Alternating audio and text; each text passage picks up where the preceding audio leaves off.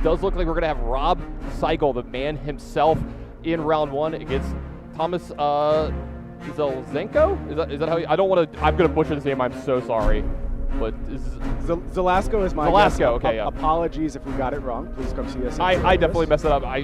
When I saw it, it was on a much smaller screen than we're looking at it now. I had it on picture-in-picture, so I definitely had that messed up, so I apologize. So let's see, it looks like we have Bravo Star of the Show versus one of those matchups that we talked about here going to round 1. The deck looking great on Bravo Star of the Show, and that's Prism. And I'm interested with Bravo together. Yeah, that is going to be the question. Every time we see a Bravo down there in the feature match area, what version of Bravo is it? What did Rob bring to the table here? Speaking of what Rob brought to the table, take a look at those sleeves on that equipment. The Tolarian dropout shout out to his YouTube channel and his own stuff here representing that Dragon Shield stuff. Pretty nice there. It's a nice mask, a nice shirt there, sir. Yeah. And then we got a nice little, what is that? We got a nice little team shirt for Thomas here as well. The names are inverted on the screen here. We'll get that fixed just as soon as possible. So it is going to be Rob playing Bravo at the top here and Thomas at the bottom. So let's see what flavor. I have to say, we can't see the bottom equipment here but of each player, but it looks like we got a pretty traditional start from both of the players here. Yeah, nothing out of the ordinary thus far from either side. You see Crown of Reflection, the choice of headpiece for Thomasz, and Rob just with a pretty standard Bravo set. Interesting to see Rampart of the Ram's Head. There's been constant debate, Rampart versus Bastion, but in Rob's case, going with the Rampart, and then a nice start here from Thomasz. Going to go ahead and fire off Genesis. Yeah, we see the one of the openings that we see a lot from decks like Bravo, where just, hey, I'm going to move to Arsenal and pass here on turn 1 because Rob didn't want to open the chain and have something like this happen where he attacks and the Genesis comes down. So now Rob actually can attack. If the Genesis was done at the end of his turn, he's still got an action point here, and it looks like that's what's actually going to happen. Yeah, and look at this from Rob. It's a pitched Eye of Ophidia. Yeah, a little stunting on the first round here. I haven't seen one of these in a list in a while. I don't think I've ever seen one of these in Starvo. Of course, Eye of Ophidia, a Fabled, able to go ahead and opt 1 whenever you pitch it. So 3 resources headed Rob's way. Going to go ahead. Looks like just activating that Rampart of the Ram's Head to block Genesis attack. Of course, Genesis empowered by the Luminaris. Looks like Thomas is going to clean it up here. Looks like he's going to Arsenal a card. I can barely see an Arsenal card. And it wouldn't be Starvo without the first turn attack being an actual activation of Starvo here. Yahtzee, says Rob. Going to go ahead and reveal the 3 element classes, of course. That's going to give the next attack +2, dominate, and go again. Going to go ahead and fire off that Evergreen for a big 9 damage is Rob. Yeah, this is a red Evergreen, so this is going to be attacking in for 9 here. Like you said, go again. It's got dominate, so only 1 card can be blocked here. He does have that go again, so still get a chance to kind of clean up this Genesis as well at the end of the turn. It's going to be a very good opening attack here from Rob. It's so critical for the Bravo player in this matchup to start off on the aggressive foot. If you're not pressuring life totals, it's really hard to find footholds in this matchup. And, you know, you're giving up a lot of your turns by controlling auras. And there you see Rob going to go ahead, send Winter's Wail after that Genesis. That's a lot of damage output that otherwise could have went to face. So it's really important to get those fuses and be able to pressure life totals as well.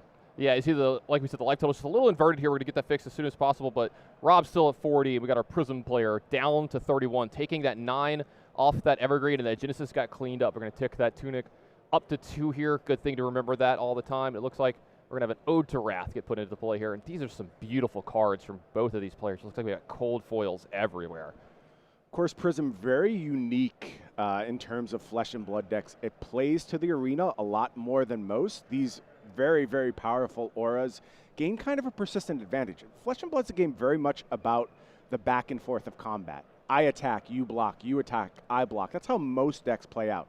Prism throws that aside, and it goes ahead and tries to establish this sort of death by 1,000 cuts. It's got these auras. Luminaris turns them in to aggression at the same time. So while you're defending, you're also pressuring your opponent, and it can just lead to an insurmountable edge for the Prism player. Ode to Wrath, one of the really good ones here as well. Oh, absolutely. Yeah, push through a lot of damage for the Prism player. Looks like this is going to be a haze bending in behind the Ode to Wrath as well. Also cold foil. These players are not messing around here. It's the Pro Tour. You got to bring out the big guns. Absolutely. Love to see it. Love to see the flare. You know, Rob definitely known for it. You got to love when his opponent's bringing it just as much. So it looks like Rob, we're 2 for 2 here. Round 2, Bravo going to go ahead and activate. +2, dominate, go again. Just a well-built deck. Nothing wrong with just building to maximize to this plan. And that's what we've seen so far. You see all of the break grounds. You see all of the evergreens, not skimping on those ratios whatsoever, also outputting some damage. I don't have a sense of exactly what flavor of Bravo Rob is yet. We're going to get deck list soon, and I'll be able to get a little bit more clarity. Here's the first counterpunch, though, from the side of Thomasz. It's going to be a red unmovable. Of course, it's going to be a big block, soaking up most of that break ground damage. Yeah, it does look like we're going to follow this up with the Winter's Wail at the Hazebending. The Hazebending is going to go away. Really important play here from Rob. Going to go ahead and extend the combat chain, get more action points, plays Blink, and that's going to allow him to clear up a second aura. Very important for the Bravo player. How important is that actually from the Bravo side, making sure to keep those auras off the table? Look, it depends, Tannen. It depends a lot on how you're built. I know there are Bravos out there that can afford to ignore that to some extent because they push damage so hard. They are doing things like you mentioned, like Pummel, like Earthlore Surge, and that makes them more able to race the Prism players and just kill them before they get set up. However, if you're not that aggressive, you have to make sure you're mitigating those auras or they will overwhelm you. Especially when you're seeing something like Unmovable come out, does it make it even more important to control that board? Yeah, I mean, absolutely. It tells you what the Prism player is up to, right?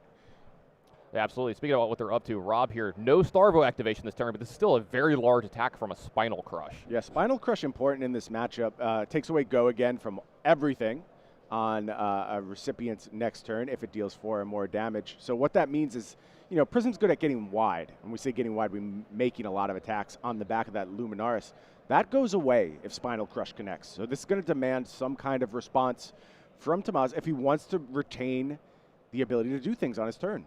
Yeah, this is one that, you know, a D-React to be really good here, be able to soak up some of this damage. Spinal Crush, that ability is going to trigger if it has its crush effect, meaning if it deals at least 4 or more damage to the hero. So if he can soak up at least 6 of this, he'll be able to attack multiple turns next turn, the Prism player will. So let's see what he's got lined up here. It does look like he's going to play something, another Unmovable from Arsenal here. And look, this is the second flavor of Unmovable we've seen. We've seen red Unmovable.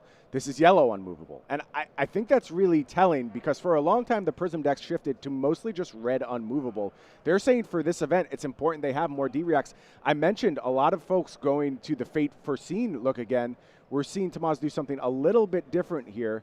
Going to go ahead and bring in yellow Unmovable to counter, to combine with that red Unmovable. Yeah, this looks like a Shimmers of Silver. Yep, Shimmers of Silver going to be played. Get to the board for our Prism player here, just relentlessly adding an aura or 2 every turn so far, trying to get that, the play pattern you've talked about. They want to go wide here. They want to get as many things in play as possible. Is that the main way that they're beating Bravo in these matchups? For the most part, yeah. They also have to play against just getting blown out by these huge turns that Bravo is capable of having. Of course, things like Pulverize, not going to see as much play in the absence of Awakening. And it's weird how the absence of Awakening has affected this matchup. There's a lot of players who leaned on Awakening. We saw folks like D-Rude leverage it. Oh, I want to stop and talk about this for a second, though. We're seeing a big play here from Rob. This is exposed to the elements. This is going to go ahead and try and take care of one of those equipments over on Thomas's side. Yeah, so he exposed the elements, and he's going to have the full fusion here. That's Earth and Ice. So what's going to happen here is you get to put a -1 counter on one of the equipment on the other side. And it looks like he's going to go ahead and pay for the other one as well, using that Tunic counter. Yes. This was a Crown of Seeds activation as well. Our first one of the tournament. It won't be our last. If you're playing Starvo or watching Starvo, get ready to see this Crown of Seeds get activated a lot. It's one of the most powerful things you could be doing. And look, he's still got left over after all this. He's got a Starvo activation. What a great hand from Rob here. Yeah, damage output a little low. We are only swinging in with the blue break ground here, so that's going to be 7. Go again, dominate. But like I said, it's just important to keep forward momentum. Get damage out there. We know there's 1 card left in Rob's hand, going to be able to clean up that Shimmers of Silver, should he choose, or possibly make an Arsenal. I expect probably want to go ahead and keep the trend of keeping those auras off the arena. Absolutely. It does look like we got a block from, is that a War Tune Herald here? So a block for 3. Can soak up some of the damage. It does look like the Winter's Wail is going to go ahead and take the Shimmers of Silver. And if you're on Rob's side here, how are you feeling about the way this game has progressed so far? It's gone well. You know, Rob doing a great job controlling those auras, keeping the arena completely clear. You could ask for a little bit more damage output. You kind of wish some of your big attacks lined up with the Bravo turn. Something like Spinal Crush getting through with a Dominate is a really big deal. But for the most part, a lot of fusions thus far from Rob, and I think the game plan is going according to schedule. Yeah, and we got an attack from War Tune Hero here. I want to kind of point out what's in that pitch zone. That's another yellow unmovable. We've already seen, multiple of every color pretty much. There's going to be a ton of D-reacts in this deck. It looks like that War Tune Herald is going to hit, going to make its way to Prism Soul, giving a little bit more just juice to the Prism plan, able to make a Spectral Shield at instant speed. That's really important for Prism, not only to go ahead and make that Spectral Shield, but to get a yellow pitch into the pitch zone as well. Oh, here we go. Huge deck. Swing from Rob. We have a Starvo activation revealing 2 cards because one of these is a Pulse, which counts as 2 of those elements. They're going to have an Oaken Old with the Pulse revealing both Earth and Ice Fusion. So this is going to be double synced up, like I like to say. So it's going to have 9 power from Starvo with Go Again and Dominate. But then from its own ability, it's going to have even 2 more. So this is an 11 power Oaken Old. In my opinion, this is the best attack you can do in the game. Agreed. Agreed 100%. A fused Oaken Old, nothing competes with it. Because not only are you going to go ahead and push that 11 Dominate damage, you're also going to eat 2 random cards from your opponent's hand. You basically consume their next turn every time you hit with Oaken Old. That in and of itself would be great.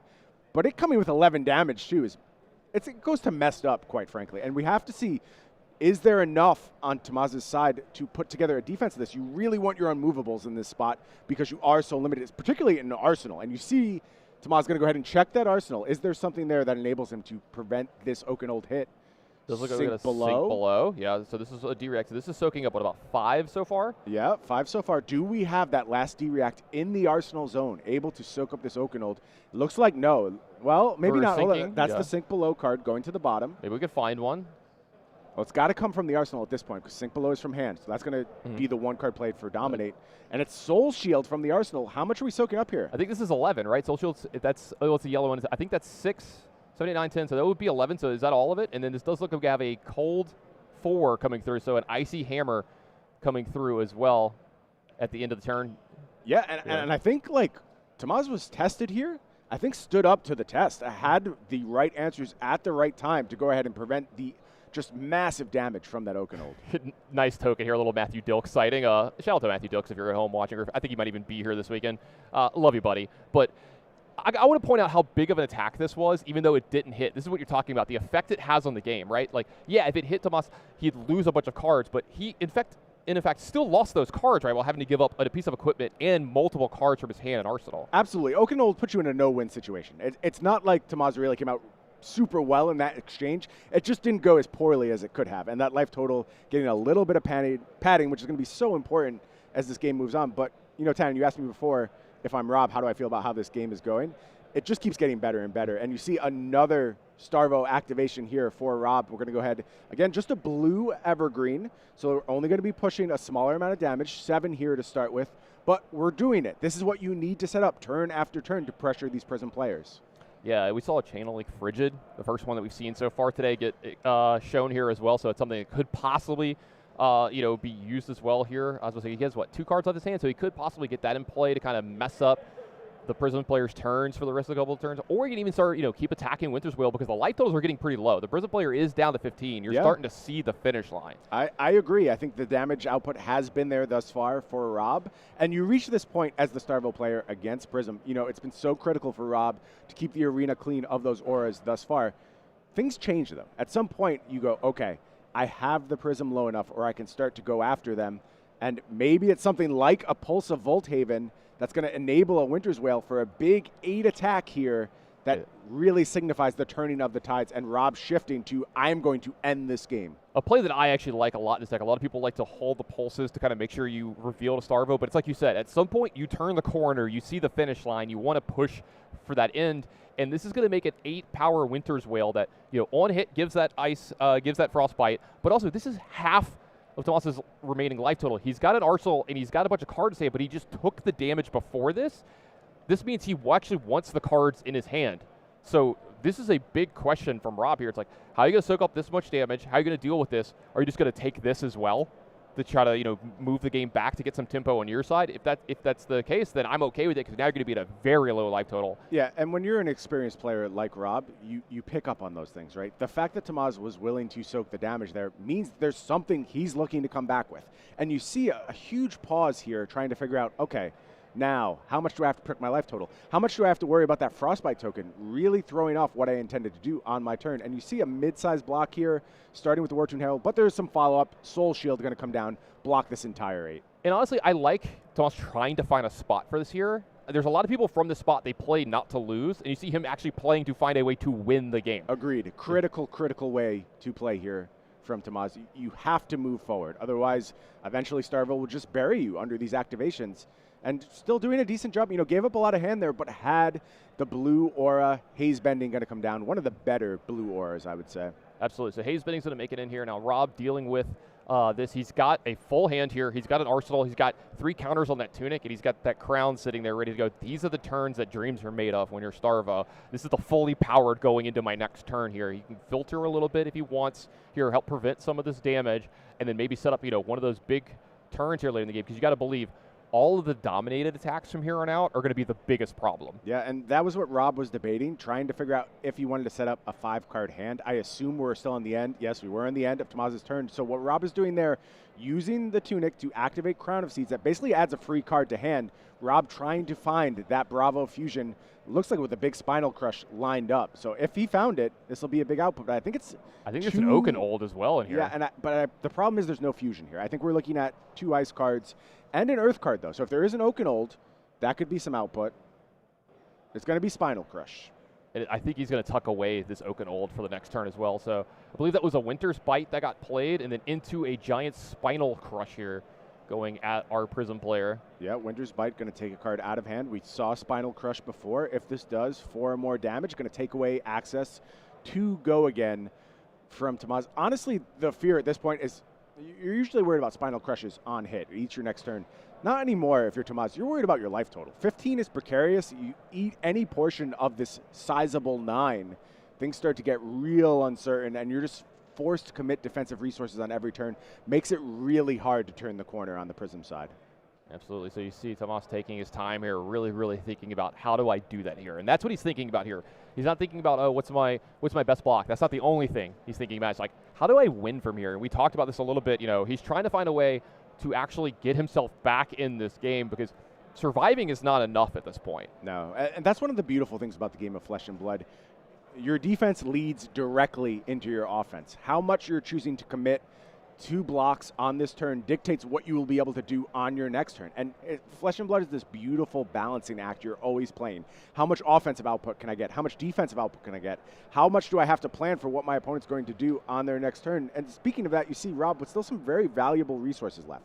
None of the blocking done from the equipment thus far. Time skippers ready to go. A key piece of the Prism matchup. It lets you get an extra action point on a big turn, possibly deal some damage and clean up an aura if you have to. So a lot of resources left for Rob. I think the game has gone exactly how Rob would want it to go thus far. Yeah, it looks like we're going to get a block here from a Miraging Metamorph. So this is blocking for, I believe, 3. So the crush effect is going to hit if this is the only block. Yeah, and I think that's okay if you're Thomasz. Like I said, it's way more about just preserving life totals. And then I expect probably 1 action from Thomasz when we head to the turn, and then being okay with it. And there you see Genesis is going to be that action. That's fine. That's a fine setup for the end of the turn, and now we head into the next turn. Maybe there's a second aura to go ahead and deploy. So if you start getting to 3 auras, that's where things start getting problematic. This is the beginning of the turnaround is what you're saying. It's trying to be. It's trying to be. The problem is the life total is so low for Thomasz, so that leaves him very vulnerable. But if you're able to load up some auras, make a Spectral Shield, possibly you can start turning things in your favor. And there are powerful auras out there right now. There is the Genesis, making extra resources. There is Haze Bending, adding extra Spectral Shields. And you see the Spectral Shields starting to pile up. Is this the moment where Thomasz has turned the corner? Really depends what Rob fires back with here. Yeah, Rob going to have a large hand here. And Fusion time. Speaking of a large hand, this is going to be a large attack behind it. And here's that Oaken Old, and it's going to be double fused. Beautifully played by Rob, saving that Oaken Old for this spot. 11 dominate damage heading the way of Thomasz. Who's at 9, by the way. Yeah, has to find good defense here. There are those Spectral Shields eating a bit of damage, but there's not a lot of block left over on Thomas's side. There's those Phantasmal Footsteps, which would be giving up forever, cost you a resource. There's Tunic, which only blocks for 1, has Blade Break, so only gets to make that block 1 time. Really, really tough spot here for Thomas. Is there another D-React available that can soak up some of this damage? But that's still going to leave Thomas with no hand if you can't find a full block for this Oakenolt's 11 damage. Almost impossible without an Arsenal Tannin. Yeah, absolutely. Let's see if we can figure it out. Does he have that much-needed defense reaction here? Would help him out a lot in not having to give up his entire hand here this turn, but yeah, you've got to pay the piper here. And Oakenold asks for multiple cards every time, so it looks like we've got at least 1 block, got the Spectral Shields. Yep. So it looks like I think 1 card's going to be left over in Tomas's hand when this is all said and done. That's correct, and also 6 damage heading Tomas's way. Precarious 3, meaning those hammer attacks going to be lethal from this point. Once that happens, so hard to recover because Rob just has lethal presented on every single turn for the rest of the game and is facing almost no threat at this point. Oh, and this is actually going to be a big attack. Yeah, just going to push damage here instead of trying to get that Frosty 4. And I like it. 7 damage headed the way of Tomas. Has to find more blocks. And of that body language, it doesn't look like it's going to be good. Yeah, and that's just going to get the fist bump. And Rob Cygul taking down the first match ever in Flesh and Blood Pro Tour history.